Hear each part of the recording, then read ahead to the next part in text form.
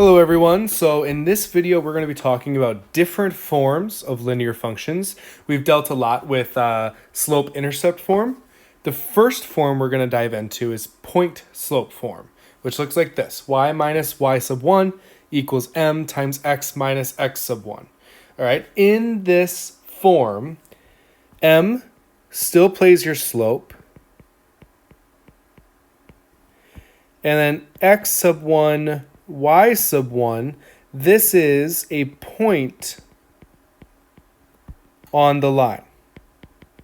Okay? The values of this point are the values that follow the subtraction sign. Okay? So it's not negative x sub 1. All right? It's just the value that follows the subtraction sign.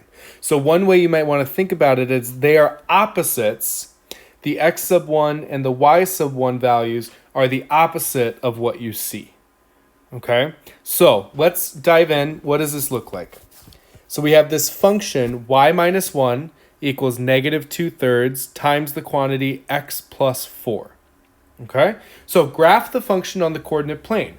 Well, we're used to graphing in slope-intercept form, where we start at the y-intercept and then we applied the slope in either direction to find more points. All right, but for here, we know the slope is negative 2/3. All right, we got our m value here. Okay, and then the point, we know a point on this line is x sub 1, y sub 1. And those are going to be the values that follow the subtraction sign. So right here is y sub 1. Over here, I've got x plus 4, though. I see no subtraction sign there. So I'm going to rewrite this to expose the subtraction sign. X minus negative 4. And this is our x sub 1. Okay, so a point on this line is negative 4, 1. All right, so that's where I said you might want to think about it. It's the opposite of what you see. You see minus 1, so the y-coordinate's going to be positive 1. You see plus 4, so the x-coordinate's going to be the opposite of that, negative 4. All right, so I'm going to graph this point, negative 4, 1. And then I'm going to apply my slope of either down 2 over 3 or up 2 to the left 3. Okay, so I could go down 2 to the right 3, or I could go up 2 to the left 3. Okay, I'm going to do one more just so I have another point to graph. And then all I have to do is connect the dots. And there we have the graph of my line. All right, use your graph, write another equation in point slope form that could represent this line. All right, so the slope is going to stay negative 2/3. So I got the slope part. Now I just need to pick another point. I'm going to pick this point right here. Again, you could pick any of the points we found other than the one we were originally given. All right, so it's 2, negative 3. So if I want to write the equation of this line in point slope form, I have y minus the y-coordinate, which is negative 3, equals my slope times x minus the x-coordinate, which is 2. Okay? Minus a negative, that becomes plus a positive.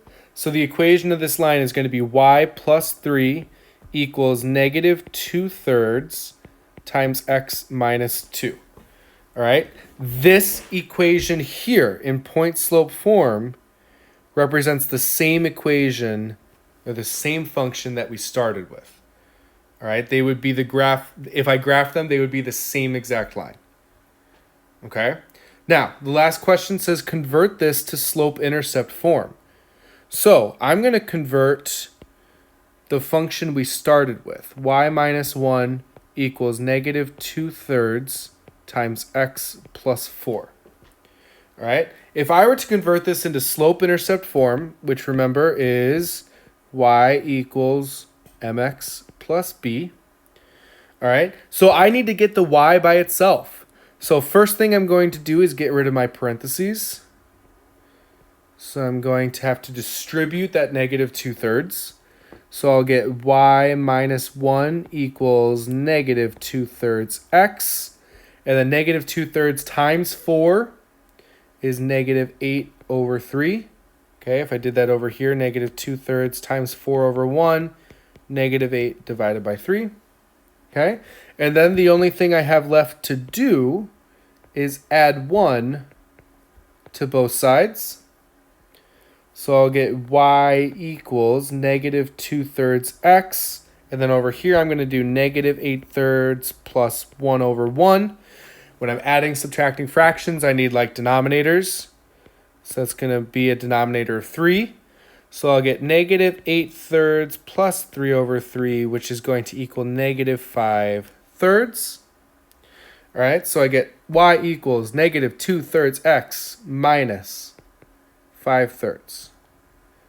And that's my equation, that's my function in slope-intercept form. Now, this makes sense. We didn't have a nice y-intercept. We could tell that based off the graph. Okay, the y-intercept is in between negative 1 and negative 2. Well, notice negative 5/3 is in between negative 1 and negative 2. Okay, and just so I show you that the point slope form that we wrote, the purple one, is the same exact one, let's convert that into slope-intercept form because it should be the same exact thing. So I get y plus 3 equals, I'm going to distribute the negative 2/3 of negative 2/3 x plus 4/3. I need to subtract 3 from both sides. So I need to do 4/3 minus 3/1. Get my common denominator. And notice how your y-intercept, or your b value, is negative 5/3. Okay? These are the same. And they better be, because they're all representing the same line.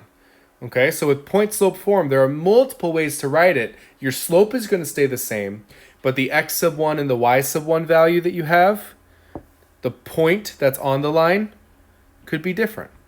Okay, that is point slope form. Let me know if you have any questions.